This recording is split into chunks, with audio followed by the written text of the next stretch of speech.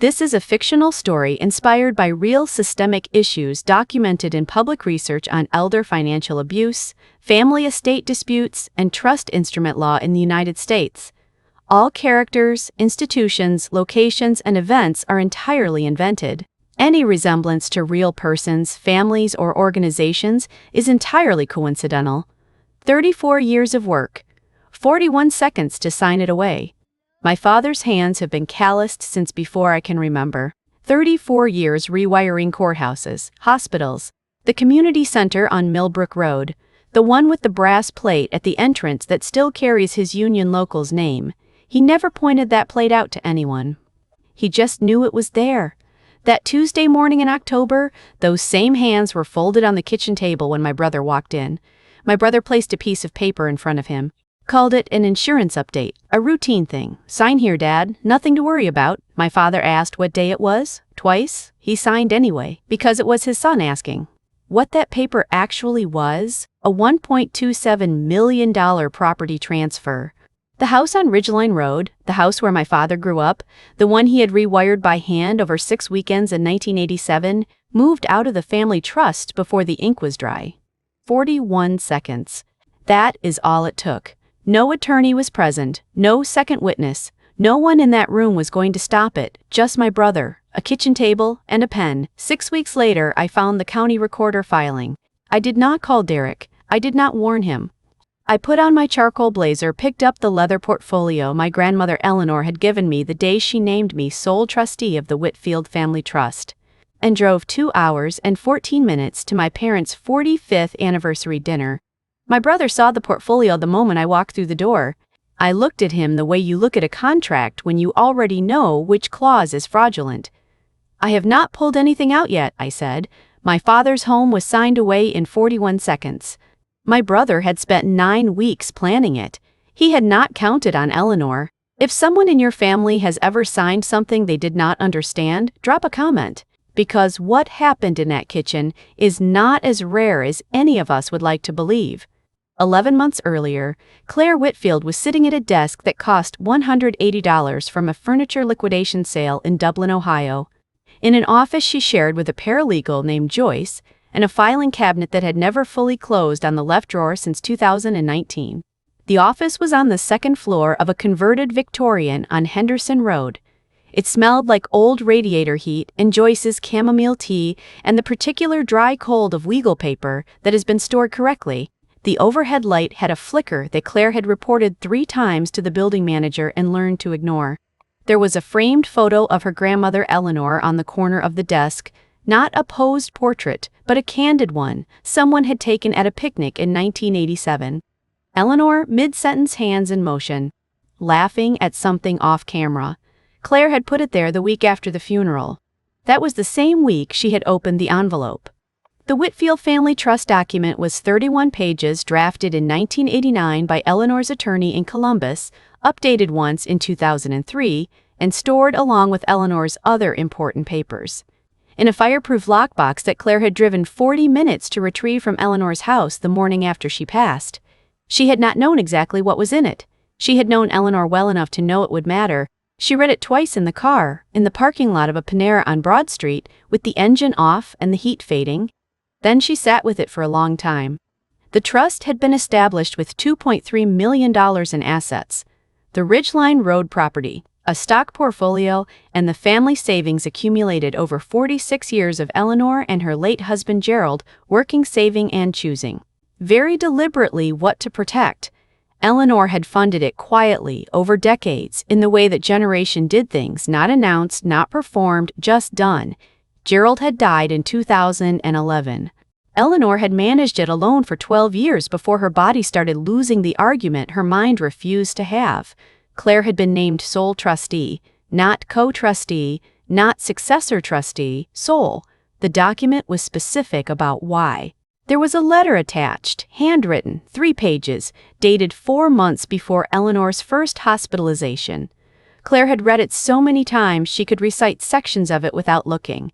"You are the one who reads the small print," Eleanor had written. "Derek is the one who skips to the signature line. That is not a criticism of your brother. It is just the truth about people. and the truth about why this matters. Claire had disclosed the trust to her firm's ethics partner within 48 hours. She had consulted a colleague who specialized in elder law. She had done everything correctly, in the right order, with the right documentation, the way Eleanor had taught her, without knowing she was teaching her anything at all. Her office rent was $1,150 per month. She drove a 2017 Honda Accord with 94,000 miles on it that needed new rear brake pads she had been putting off for 6 weeks. Her student loan balance was $38,400. She sent $300 every month to help cover her parents' supplemental insurance premium, a transfer so automatic she sometimes forgot it existed until she reviewed her statements. She was not wealthy. She was not powerful in the way Derek described power, the car, the listings. The social media posts about closing season and market momentum, and photographs of himself at ribbon-cutting ceremonies for developments that had displaced 3 affordable housing complexes in the past 4 years. She had a 31-page document and a grandmother who had understood something about the future that most people only recognize in retrospect. The call from the county recorder's paralegal came at 8:47 in the morning on a Thursday in late September. Claire was on her second cup of coffee and reviewing a client's beneficiary designation form. Whitfield, we have flagged a property transfer filing for 4401 Ridgeline Road. The trust instrument on file shows a sole trustee requirement for any conveyance. The transfer document submitted October 9th does not carry trustee authorization. We are placing a 48-hour administrative hold, but if we do not receive a response or a formal objection by 4:30 in the afternoon on October 24th, the filing proceeds automatically under standard processing. Claire set down her coffee. She did not say anything for 4 seconds. What name is on the transfer document? She asked. The paralegal told her. She wrote it down even though she had already known? Had known in some part of herself she had been trying not to listen to since the Sunday dinner 2 months ago when Derek had mentioned very casually that he was helping Mom and Dad simplify some of the property paperwork. She had asked what that meant. He had said, just routine estate consolidation for tax efficiency purposes. She had not pushed. She had told herself she was being suspicious. She had told herself Derek was difficult but not this. She had been wrong, and that was a debt she planned to repay in only one direction. She looked at the calendar on her screen. October 24th. That was today. That was her parents' 45th wedding anniversary. That was the evening Derek had organized a family dinner, 12 relatives, a catered buffet, a cake, and had she now understood, planned to announce the completed transfer as a fait accompli in front of everyone who mattered to her parents, framed as a gift, as planning ahead, as the responsible son taking care of the family. 3 numbers arranged themselves in her mind with the cold clarity of a circuit diagram. 4:30 in the afternoon. County recorder deadline. One objection form, filed correctly, would freeze the transfer for 90 days and trigger a full trustee review. If she missed it, the only remedy was litigation. 18 months minimum, $40,000 in legal fees minimum, and her father's deteriorating cognition used as a variable in a courtroom rather than a reason to stop it quietly now. 6:30 in the evening. The dinner. Derek's stage. His audience. 45 years of her parents' life used as a backdrop for a transaction they did not understand, they had already been made to agree to. And then there was Eleanor. 11 months ago in a hospital room at Ohio State, Wexner Medical Center with an IV in her arm and a monitor beeping in the rhythm of something winding down. Eleanor had looked at Claire with the particular clarity that sometimes comes at the end, the clarity of someone who has already made their decisions and is simply waiting to confirm them. The house, she had said, not the trust, not the document, not the legal instrument. The house. The one on Ridgeline Road where Claire's father had grown up and where 4 generations of Whitfields had spent Christmases and graduations and ordinary Saturdays that nobody photographed because they did not know yet how much they would want to remember them. Do not let them lose it, Eleanor had said, whatever happens. Claire had held her hand and said, I will not. She had meant it then. She meant it more now. The math of October 24th was not complicated. It was just brutal. She picked up her phone and called Joyce. I need to leave in 10 minutes, she said. I will not be back today. She drove 2 hours and 14 minutes with the trust document in the portfolio on the passenger seat and her grandmother's voice in the only part of her mind she had learned, over 39 years, to always listen to. Let the paper do the talking. Claire Whitfield turned 9 years old in November of 1994, and there was one Tuesday afternoon in that month that she never forgot, not because it was dramatic, not because anyone cried or raised their voice, but because it was the first time in her life she understood that preparation is a form of love. Her grandmother Eleanor picked her up from school at 3:15 in the afternoon in a navy blue Buick LeSabre that had 112,000 miles on it, which Eleanor had maintained at the same garage on Morse Road for 17 years. Eleanor was wearing a burgundy wool coat and a small string of pearls, and her hair was pinned back in the way that Claire had always thought of as the way real adults wore their hair. Not styled to look nice, but arranged so it would not get in the way of what needed doing. "We have to stop at the bank," Eleanor said. "Come with me." Claire got into the back seat and buckled her seatbelt without asking why. That was something Eleanor had taught her from an early age without ever stating it directly. Do not ask why before you know enough to ask the right question. The bank branch was on East Broad Street, a low brick building with heavy glass doors and a dull marble floor that made footsteps sound purposeful. Eleanor led Claire to the service counter, set a brown paper envelope on the surface, and gave her name to the young man sitting behind the window. A man around 26 years old with a center part and a silver tie clip whose nameplate said Philip. "I would like to redeem this savings bond," Eleanor said. It matured in September. Philip opened the envelope, took out the bond, looked at it the way people look at something older than they expected. The bond had been issued in 1962, face value $500. Its surface had been trimmed neatly and encased in a thin, clear protective laminate, something Eleanor had done in 1971 after reading an article about paper durability in humid conditions. "Ma'am," Philip said, in a tone that was polite in the trained rather than natural way, "this type of bond requires supplemental identification and a source declaration form under our internal processing protocol for older instruments. This is a policy implemented last year." He stopped as though he had finished explaining. Eleanor looked at him. Not with anger, not with confusion. She looked at him the way that Claire, years later, after standing on the other side of many negotiating tables, would finally find the right word for. She was reading him, reading the distance between what he said and why he said it. Reading the small confidence in his posture, the confidence of someone accustomed to a single explanation being enough to end a conversation. Eleanor set her handbag down on the counter. Not hard, just placed it down in the way that said, "We are not finished here." She opened the clasp, took out a second envelope, smaller, white, with handwriting on the outside. From inside it, she removed a folded sheet of paper, yellowed at the corners, but entirely intact. It was the original confirmation letter from the United States Treasury, mailed to Eleanor's Columbus address in 1962, listing the bond's series number, issue date, face value, and the name of the beneficiary. With it were a copy of her birth certificate, a copy of her Social Security card, and a short letter signed by the Whitfield family attorney confirming identity and ownership prepared and signed 3 weeks earlier. Because Eleanor had known she would need it when she came here, she placed each document on the counter, neatly, in order. Philip looked down at the papers. He looked up, he looked down again. "One moment, ma'am," he said, and disappeared into the back. He returned in 4 minutes with a manager. The manager looked at the papers, looked at the bond, looked at Eleanor, and processed the transaction without saying another word about the older instrument protocol. Total amount credited to Eleanor's checking account, $847.50.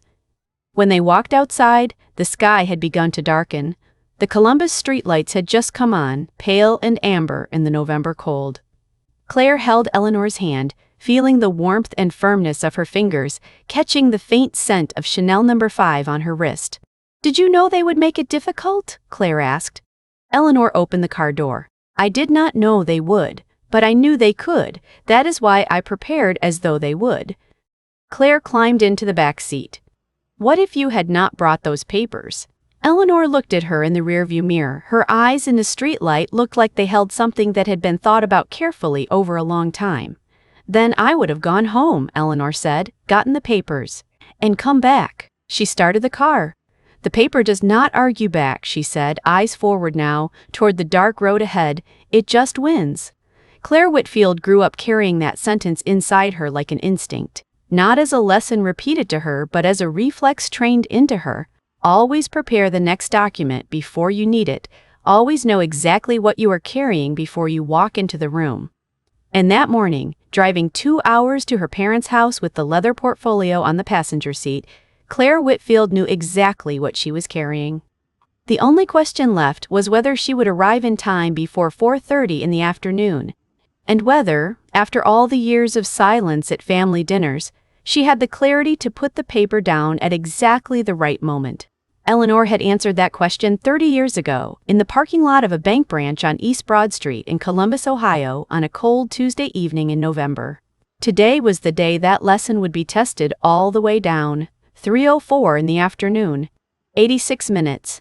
Claire set the portfolio down on the dining room table, not open, just placed it there, and sat in the chair across from Derek.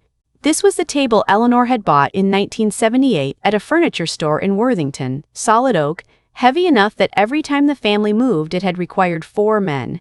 The surface had a small scratch in the left corner that Claire knew the exact origin of, from the summer of 1993 when Derek pushed a toy car too hard. Her mother Margaret sat down in her own chair with the careful movement of someone trying not to do anything that could be interpreted as choosing a side. She had spent 37 years of marriage maintaining equilibrium in this room. That skill had become instinct.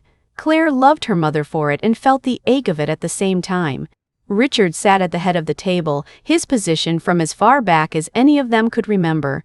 He had torn his piece of bread into smaller pieces without eating them. This was something he had started doing in the past 2 years when the space around him had too many frequencies at once. Derek stood. He had not yet chosen to sit. This was a pattern Claire had recognized for years. Derek stood when he wanted to hold control of the room, when he wanted people to look up while talking to him. "All right," he said, his voice dropping slightly, warmer now in the calculated way. "Claire, I understand why you are concerned. I do. You have always been the careful one in this family. But I have been working with Dad's accountant and a real estate attorney in Dublin for 9 weeks. This was not an impulsive decision." "I know it was not impulsive," Claire said. That was the first sentence that stopped Derek, not because it was aggressive, but because it did not go the direction he had prepared for. He had prepared for worry. For "I do not understand." For "why did you not ask me first?" He had not prepared for "I know." "So, I know you planned this," Claire said. "I know you chose today because the whole family would be here, and you thought it would be easier to announce a done deal in front of a room full of people who would not want to ruin Mom and Dad's anniversary dinner." The room went quiet in a different way than before. Before was the quiet of surprise. Now, it was the quiet of recognition. Derek looked at their mother. Margaret looked at the table. 3:09 in the afternoon.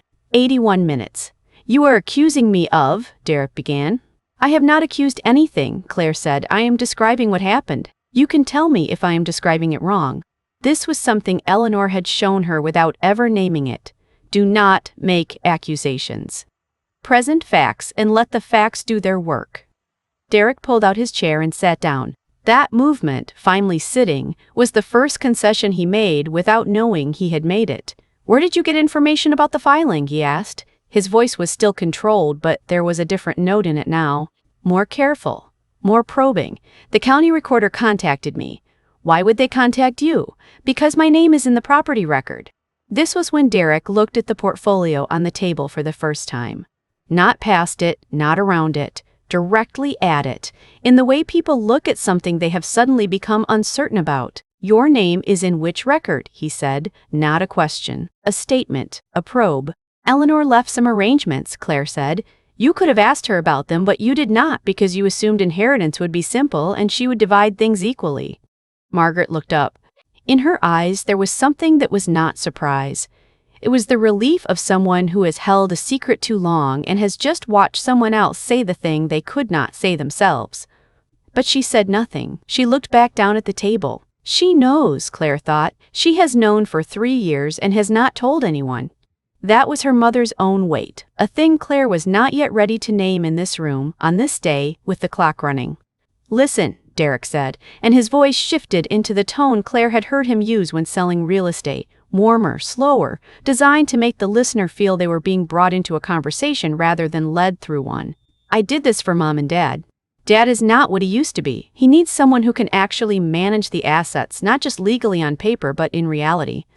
You are in Columbus. You have your clients. You are not here to handle these things every day. 4401 Ridgeline Road, Claire said. What? The property address in the transfer filing. 4401 Ridgeline Road. This is the house where Dad grew up.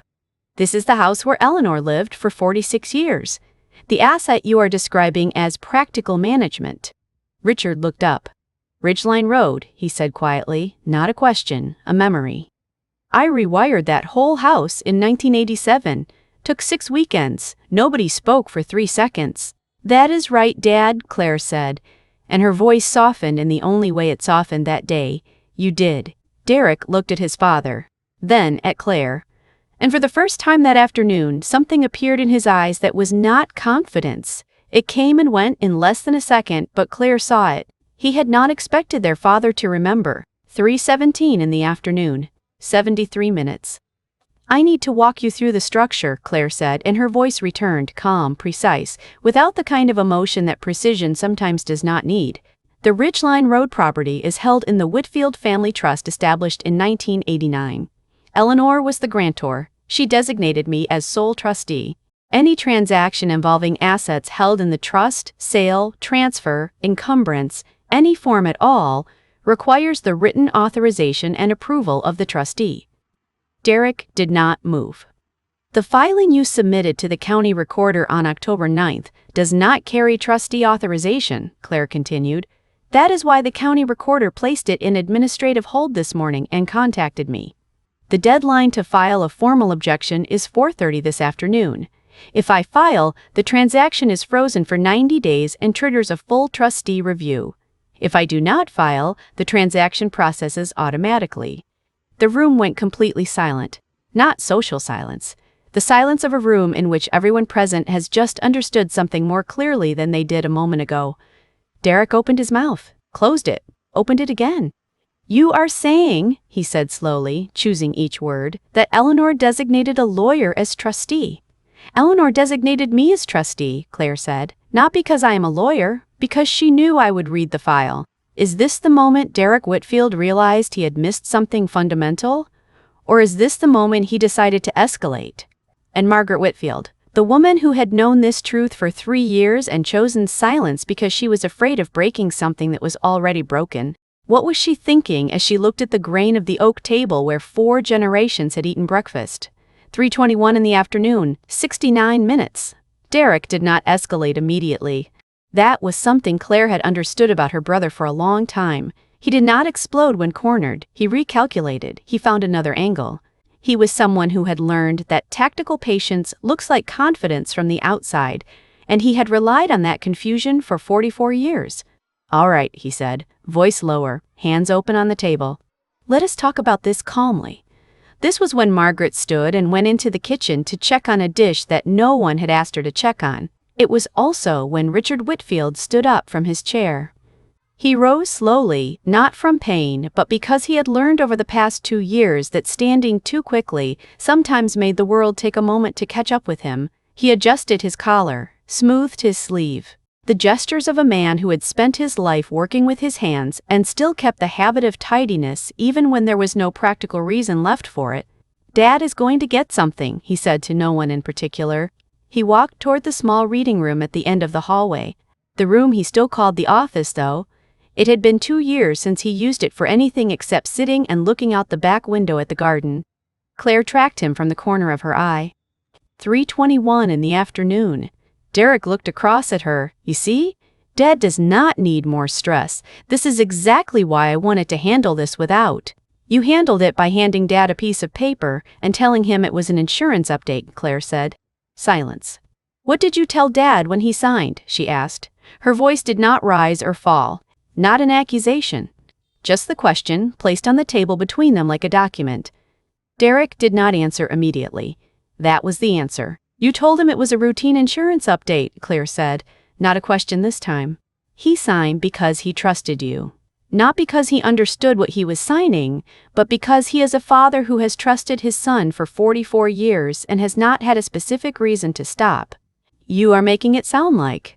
I am making it sound exactly like what it is. From the reading room at the end of the hallway came small sounds, a drawer opening, closing, then silence, then the drawer opening again.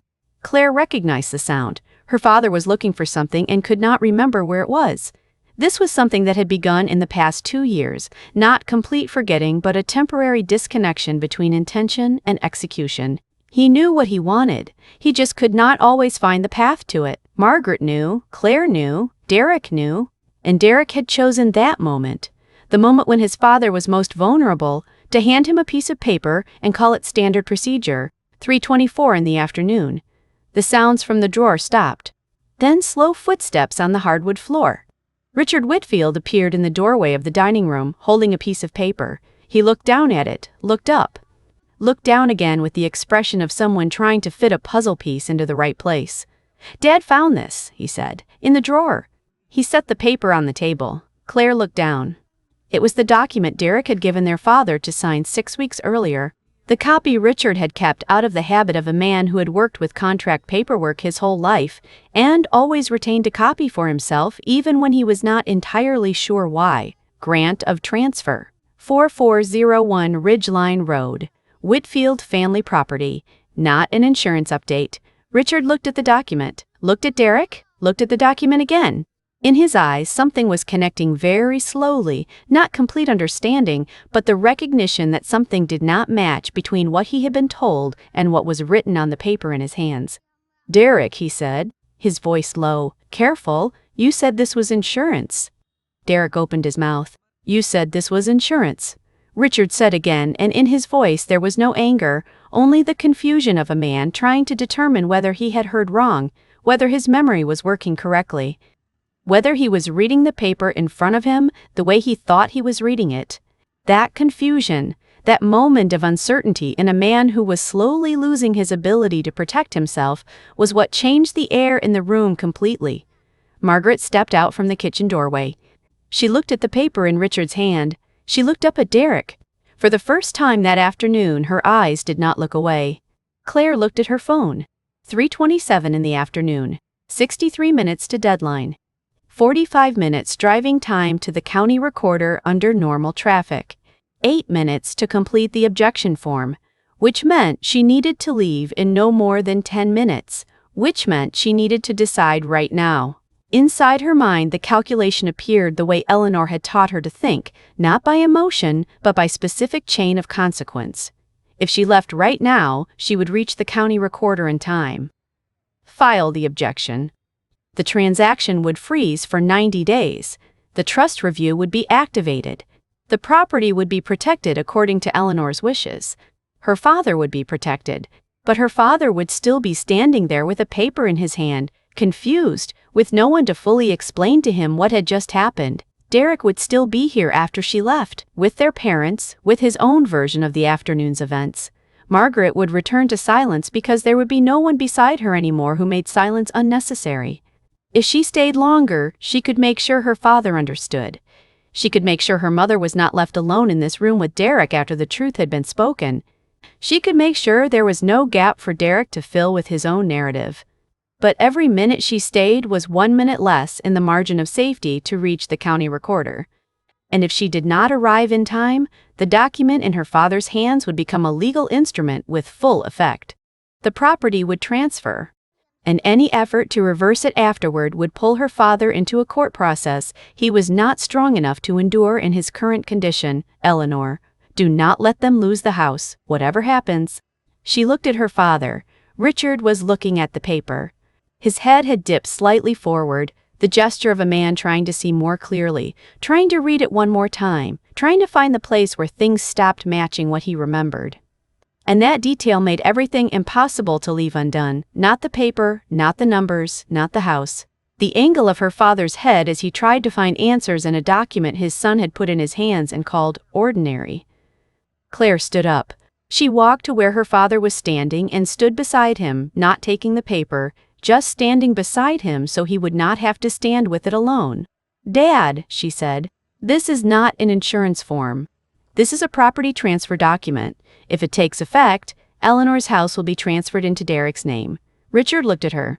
In his eyes, still there, still him, still the man who had rewired that house over 6 weekends in 1987, there was a question.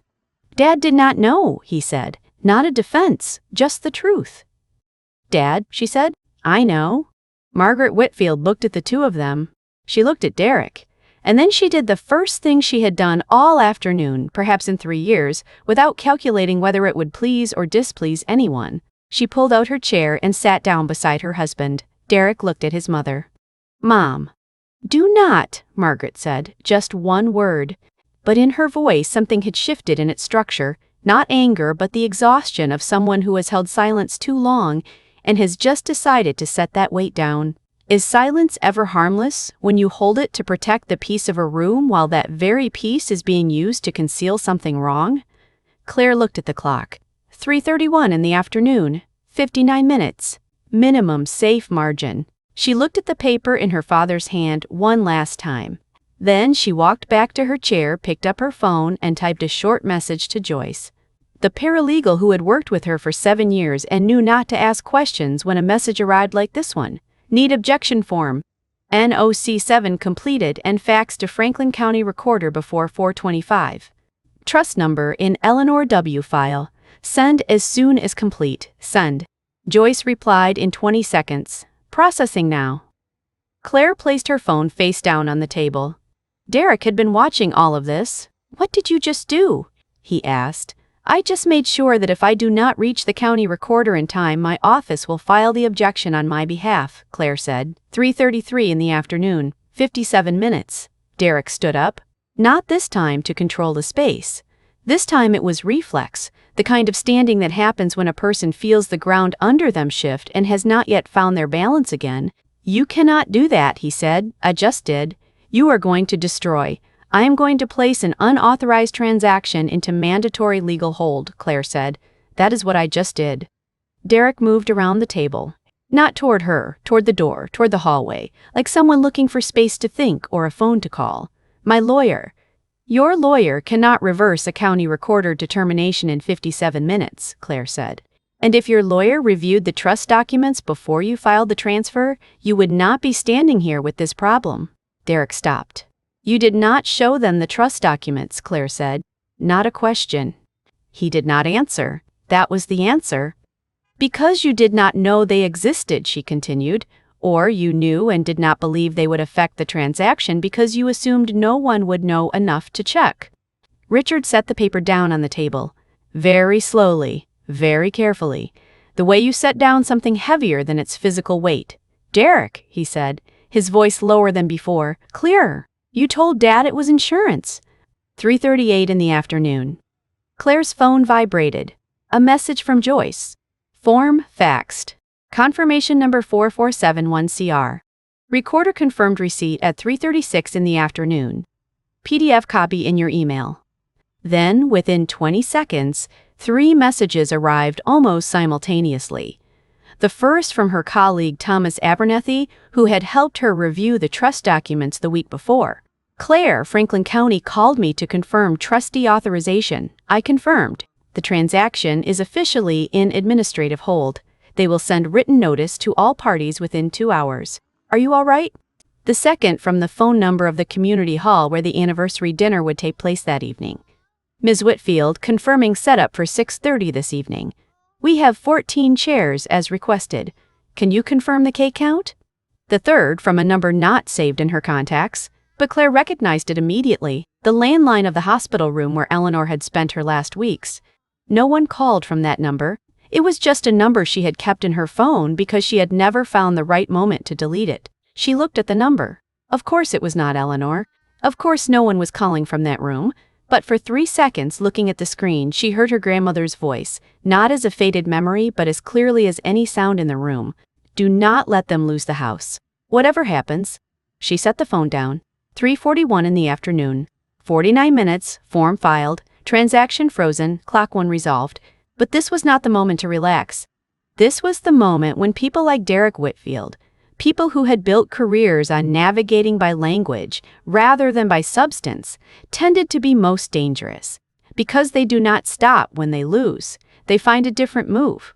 Derek looked at her phone, looked at her face, and he read enough to understand what had just happened. "You just destroyed a legal transaction," he started, and this time he dropped the formal address. The polite distance collapsed. "I just placed an invalid transaction into mandatory review under the correct legal procedure," Claire said. "If your transaction is valid, the review will confirm that and it will proceed. If it is not, then we already know the answer. You have no right." "I have exactly this right," Claire said. "Eleanor gave it to me in 1989 and reaffirmed it in 2003. I can read you the specific clause if you would like." Derek looked at their mother. "Mom, tell her. This is not." "Derek," Margaret said. Her voice was still calm, but calm in a different way than before. Before, it was the calm of someone trying to keep the room from breaking. Now, it was the calm of someone who had decided to let it break if it needed to. "Did you tell Dad that was an insurance form?" Derek did not answer his mother. And that silence, in that room, in front of his father, in front of the document Richard had placed on the table, said more than any answer he could have offered. Richard Whitfield looked at his son. He said nothing. But in his eyes, the eyes of a man who had worked 34 years with his hands, who had taught both his children how to read a wiring diagram and find where things did not connect. Something was fitting into its right place, slowly, heavily, in a way that could not be undone. 3:44 in the afternoon. Derek took out his phone. "I am calling my attorney. You have that right," Claire said. He walked into the hallway. Did not close the door behind him, a small carelessness, the kind of carelessness that happens when someone is both angry and calculating and no longer has enough capacity to do both things perfectly. From the hallway, through the open door, his voice came in pieces. "The transaction is in hold. Not my fault. I did not know about the trust instrument. She is the trustee. I did not know." A pause. His voice dropped lower. "How long? 90 days? I cannot. I have a deposit on record." The dining room was quiet while his voice filtered in from the hallway.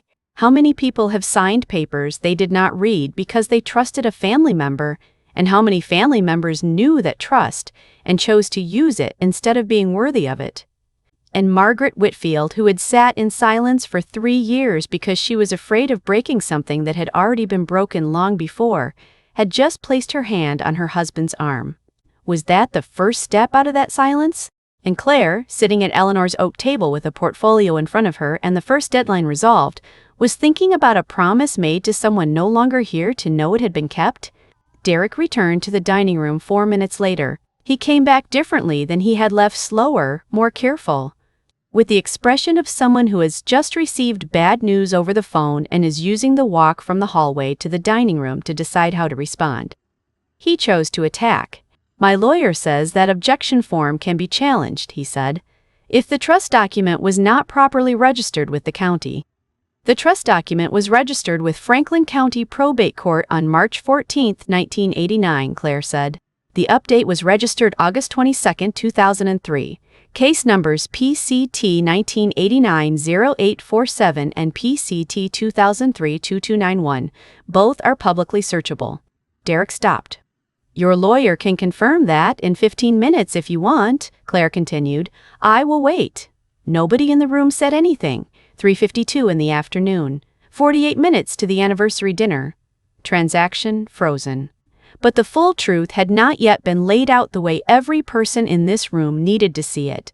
Claire opened the portfolio, without hurrying, without drama, in the way Eleanor had removed each document from the white envelope at the bank branch on East Broad Street, neatly, in order, without explanation first.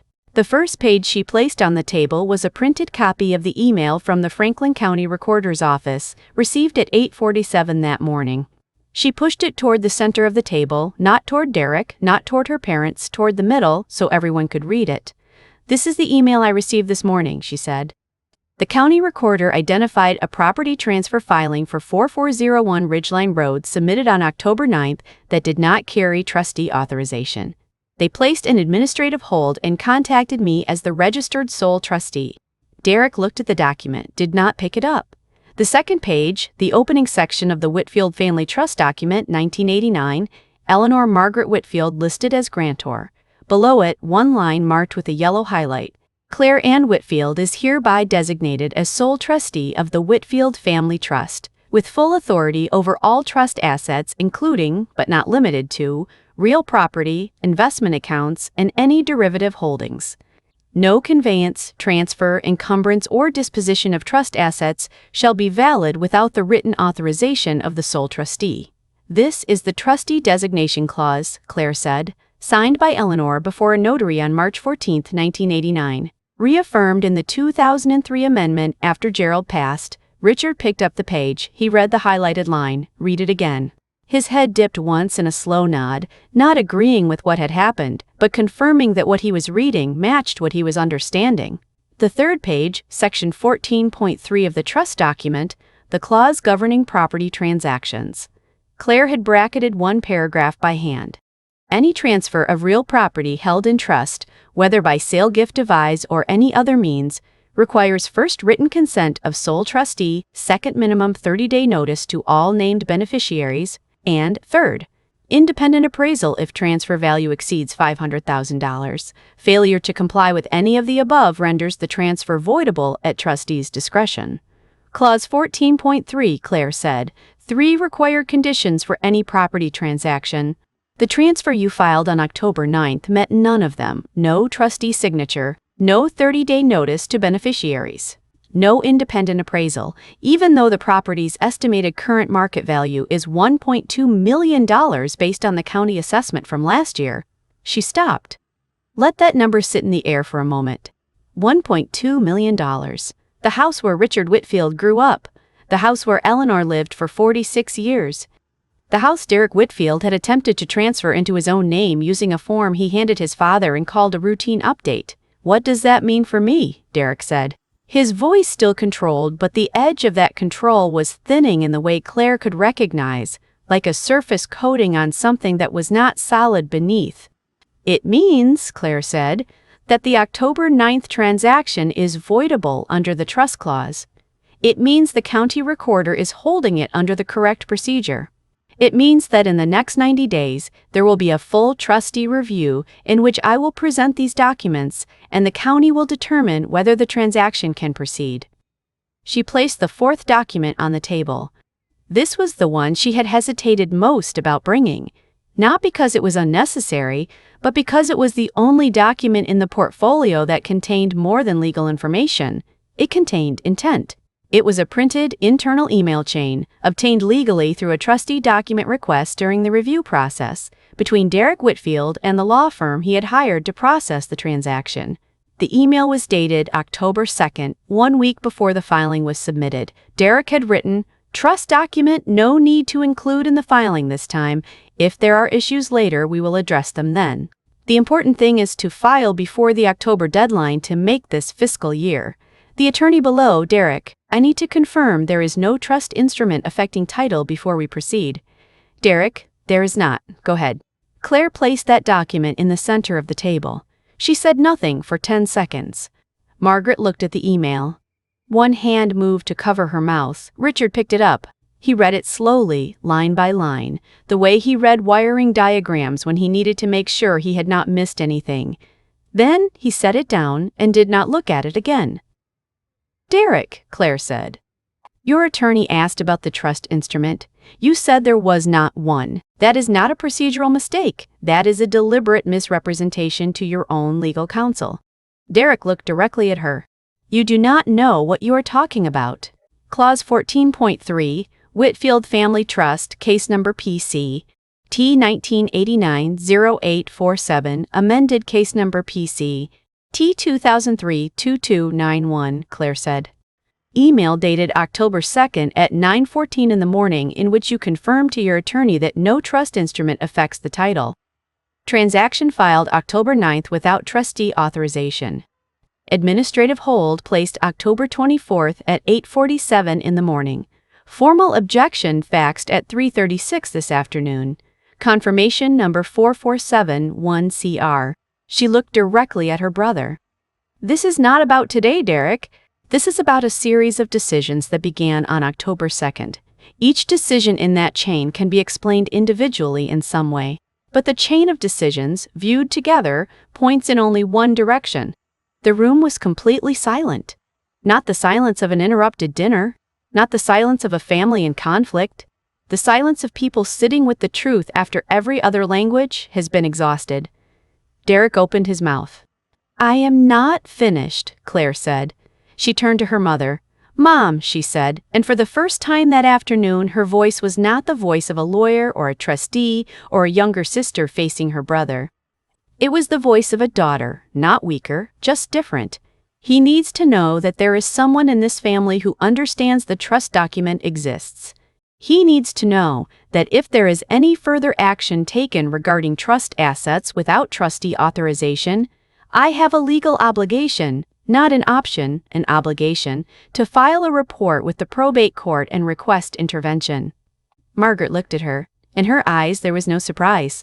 Only something that looked like relief. The relief of someone who has held a weight too long and has just been allowed to set it down because someone else has already moved beneath it.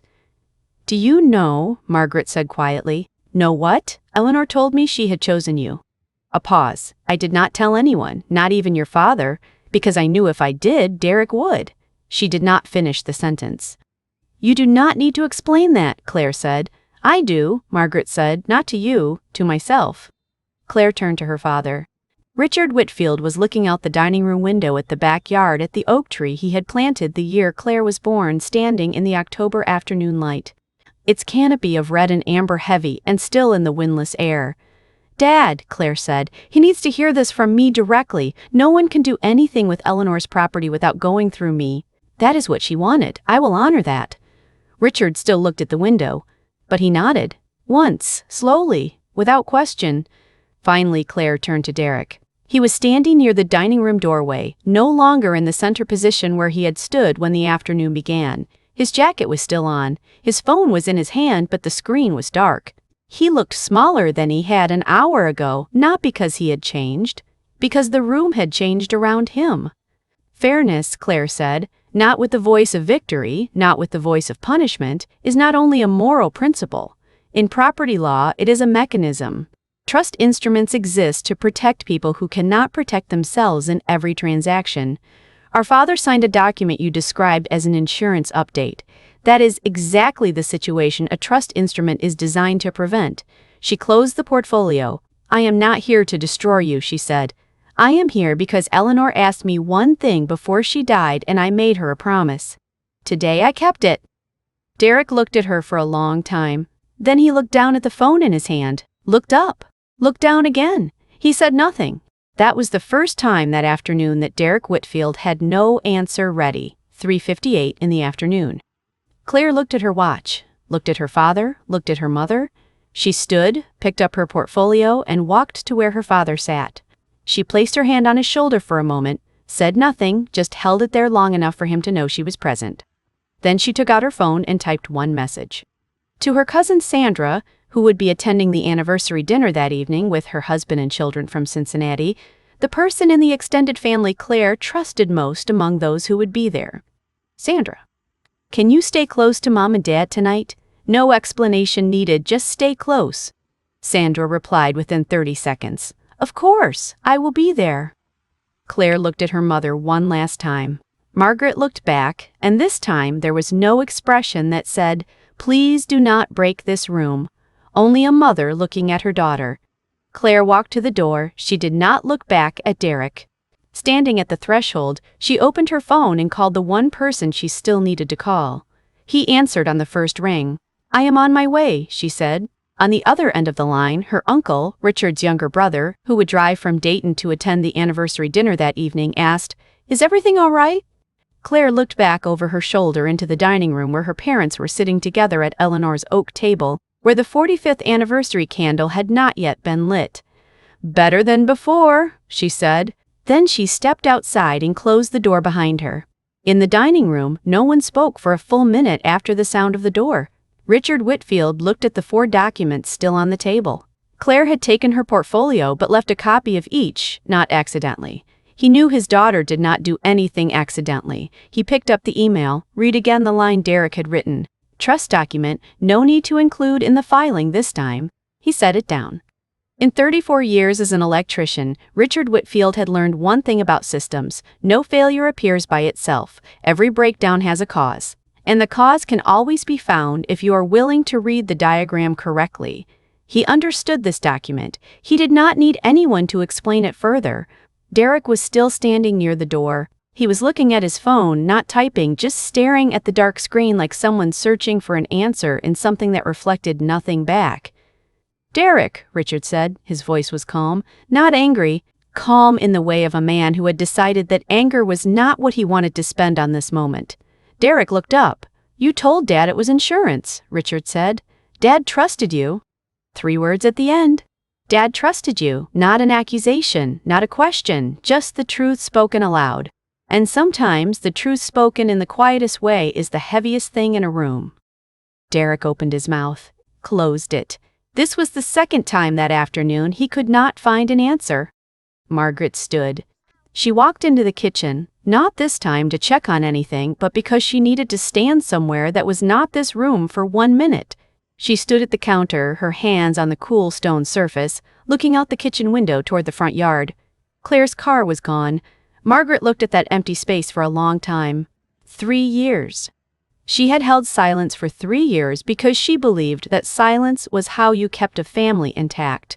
She had not understood until now that what she had been keeping intact was not the family. It was the image of the family. And an image is not worth preserving when what is underneath it has gone hollow. She heard Derek come into the kitchen behind her.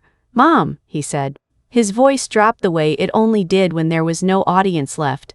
"I did this because—" "I know why you did it," Margaret said. She did not turn around.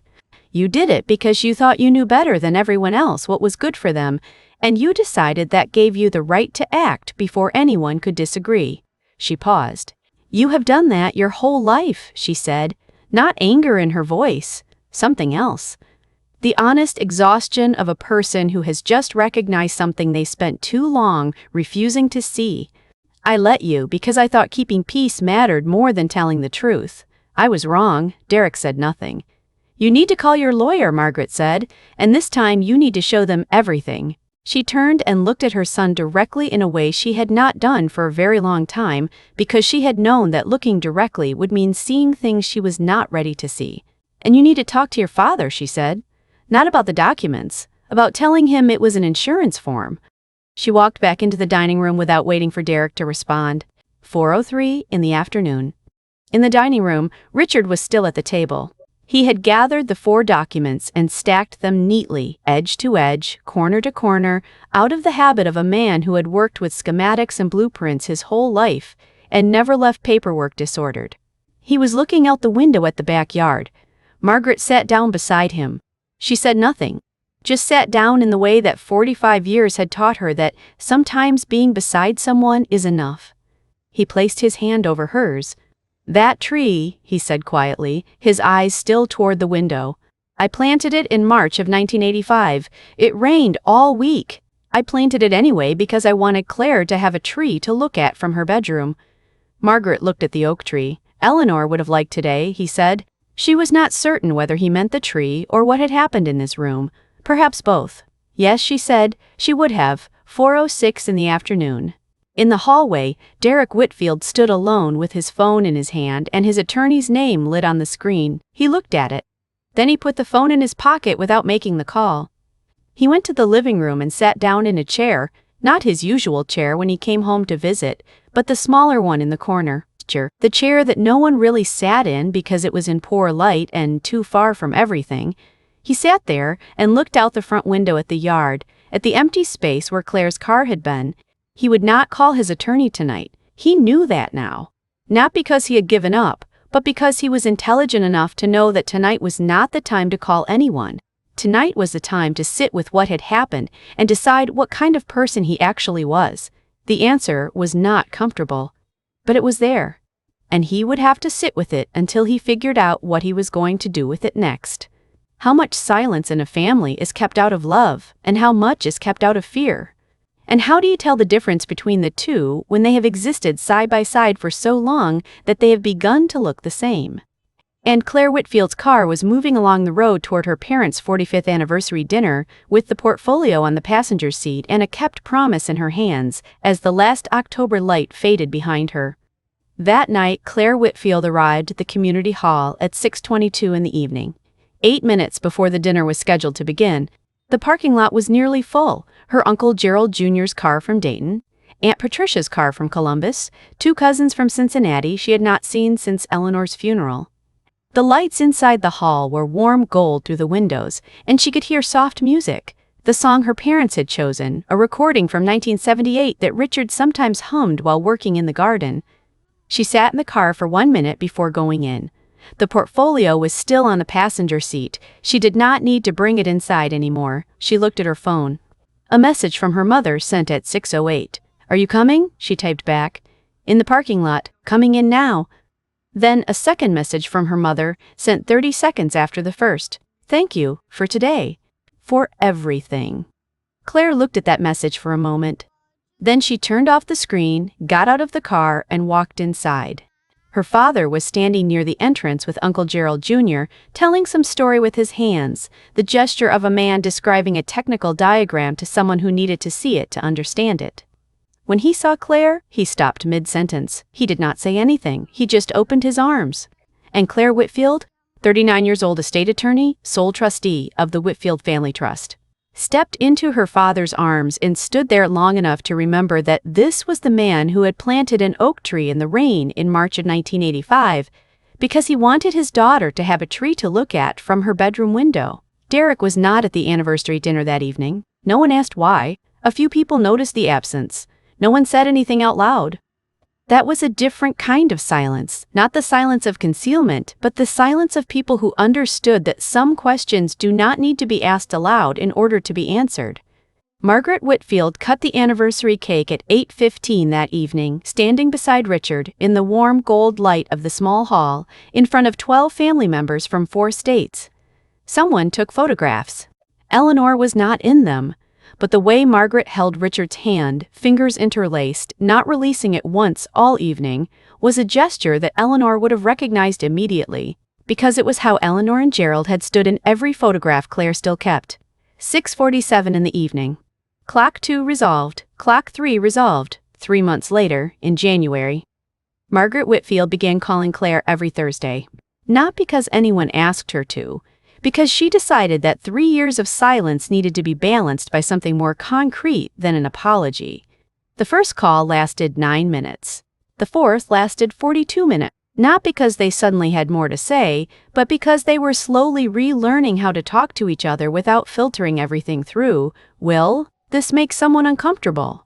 She also began attending a support group for families of older adults showing early signs of cognitive decline, organized by the Ohio State University Medical Center, meeting every Wednesday, 12 members, no cameras, no recordings. She had known about the group for 2 years but had never registered because she had not wanted to acknowledge that she needed it. She registered in the first week of November. The first time she attended, she did not speak. She only sat and listened. The second time, she said 3 sentences. The third time, she talked about the document her husband had signed without understanding what he was signing. The group facilitator, a woman named Sandra Coe with 17 years of applied social work experience, looked at Margaret and said, "That is not your fault, and it is not your husband's fault. That is why we are here." Margaret drove home that evening and sat at the kitchen table alone for 40 minutes before she could stand up. Not because she was sad, because for the first time in 3 years, she felt understood by someone who had no reason to protect her feelings. Derek Whitfield called his attorney 3 days after the anniversary dinner on October 27th. He brought every document to the meeting, including the trust instrument. The meeting lasted 2 hours and 15 minutes. His attorney, who had worked with him for 7 years and had sent the email asking about the trust instrument before the filing was submitted, listened to everything. Then said, "Derek, I need to be direct with you. If the trustee review confirms what I am reading in these documents, you are looking at least 3 serious procedural violations. None of them are sufficient for criminal prosecution because no funds were actually transferred. but all of them are sufficient to damage your professional standing in the real estate industry if the probate court decides to enter them into the public record." Derek said nothing for a full minute. "What do I do?" he asked. "Cooperate fully with the trustee review. No objections, no delays, no unnecessary filings. And if Claire Whitfield proposes any conditions for resolving this outside of court, you listen seriously." The trustee review was completed on December 15th.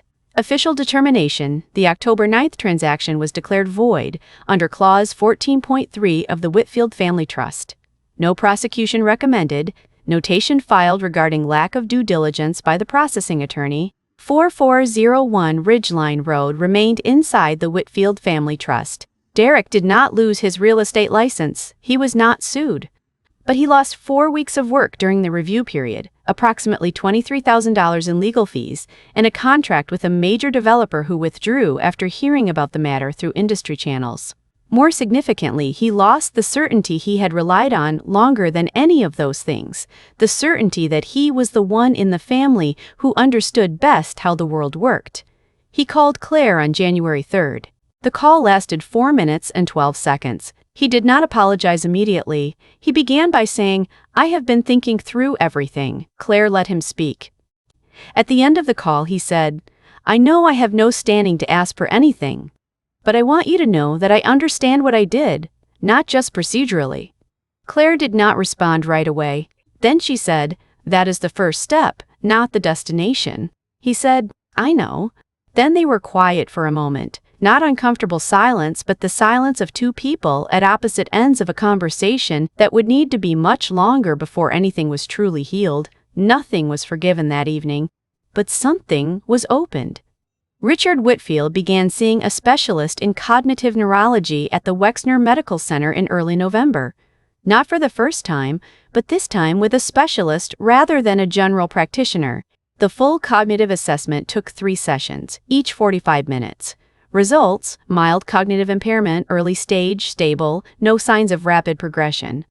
The doctor recommended monitoring every 6 months, maintaining physical activity and social engagement, and establishing clear legal documentation related to healthcare decisions and financial authority while Richard was still fully capable of signing.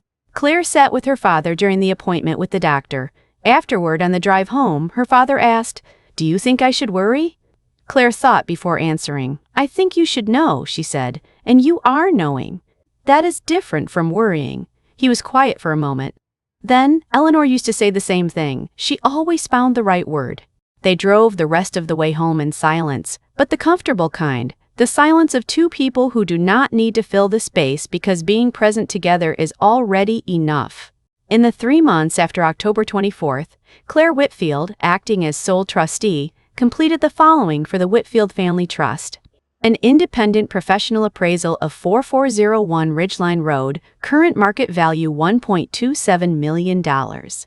Establishment of a dedicated maintenance fund from trust interest income, $8,400 per year for property upkeep. Update of the property insurance policy to full replacement value coverage. Prior coverage had been set at $680,000, 47% below actual current market value. Preparation of a formal estate plan for the trust's next phase, reviewed by the probate court, and signed by all named beneficiaries, including Derek, who signed without objection. 4401 Ridgeline Road stood where it had always stood, in Franklin County, Ohio. The cherry tree Gerald had planted in 1963 still bloomed in April. The electrical system Richard had rewired over 6 weekends in 1987 still worked exactly as it should. In January, Claire Whitfield sat at the $180 desk in her office on Henderson Road, second cup of coffee, morning light coming through the east-facing window. On the corner of the desk, the photograph of Eleanor at the picnic in 1987, mid-sentence, hands moving, laughing at something off-camera, was still there. Claire looked at it for a moment. Then she opened a new file on her computer and typed the title, Whitfield Family Trust. Annual Trustee Report, Year 1. She began to write. Not because anyone required this report. Not because the law mandated it, though best practice suggested it, but because this was how she believed Eleanor would have done it. Document everything. In order. Without omitting any detail. not out of distrust of anyone, but because clarity is a form of respect for everyone who will read it in the future. She wrote for 2 hours without stopping. Then she saved the file, closed the computer, and looked out the window. Outside, Columbus was receiving light January snow, the thin kind that does not cover everything but is enough to remind you that winter is still present. She thought about a Tuesday afternoon in November of 1994 in the parking lot of a bank branch on East Broad Street. About a woman in a burgundy coat, holding a white envelope, looking in the rearview mirror with eyes that held something thought through carefully over many years. The paper does not argue back. It just wins. Claire Whitfield carried that inside her, not as a victory, but as the question Eleanor had left for her, a question that had never been simply an answer. And after the paper wins, what will you build next? Something good happened in this story. A woman prepared a document. She kept a promise to someone who was no longer here. A legal system worked the way it was designed to work.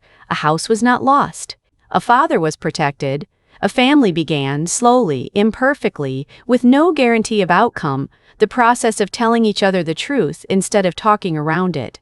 Those things are real. They should not be made small. But Claire Whitfield was only able to do what she did because Eleanor had the knowledge, the resources, and the foresight to create a legal instrument in 1989, and the wisdom to know whose name to put on it. That raises a question this story cannot answer for itself. What happens to the families who do not have an Eleanor? To the elderly parents who sign documents they do not understand, with no one in the family trained well enough to recognize the difference between an insurance update and a property transfer? To the adult children who genuinely want to protect their parents but do not know that a family trust exists, let alone how to read one? To the families whose only asset is not a house worth $1.27 million, but a savings account with $8,000 and an aging car? Families for whom legal protection is a luxury rather than a default right? Elder financial abuse within families affects an estimated 1 in 10 Americans over the age of 60 every year. Total annual financial losses are estimated between $2.9 billion and $36.5 billion, depending on the methodology used. The majority of cases are never reported. The majority of reported cases never result in legal consequence. And the majority of those who commit the harm are not strangers. They are family members. The victim loves and does not want to believe capable of it. The system changed in this story because a document was prepared in 1989. How many families have sat at tables like Eleanor's oak table without a portfolio in the room? How many fathers have held a piece of paper and looked at it with the slow, heavy confusion of a man realizing something does not match what he was told, and had no one sitting beside them to say, "That is not an insurance form"? And what does it say about all of us that the stories we tell most often about justice within families are the ones that end with the right document appearing at the right moment? Rather than stories about building a world where no one needs to have the right document in hand before they are protected, Claire Whitfield kept her promise to Eleanor. That is true. The question left behind, the question this story cannot answer for you, is what happens to all the promises with no one left to keep them? At Revenge Dimension, we do not soften the emotion or dilute the message. We tell powerful fictional stories inspired by real issues that too many families face behind closed doors. The quiet documents, the unsigned agreements, the conversations that should have happened years ago and did not.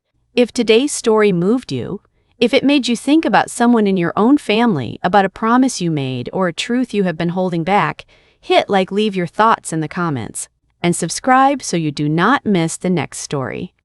Because the conversation about what we owe each other, as children, as parents, as the people trusted to protect the ones we love, does not end here. It is just beginning. This is a fictional story inspired by real systemic issues documented in public research on elder financial abuse, family estate disputes, and trust instrument law in the United States. All characters, institutions, locations, and events are entirely invented. Richard, Margaret, Claire, Derek, and Eleanor Whitfield do not exist. 4401 Ridgeline Road does not exist. The Whitfield Family Trust does not exist.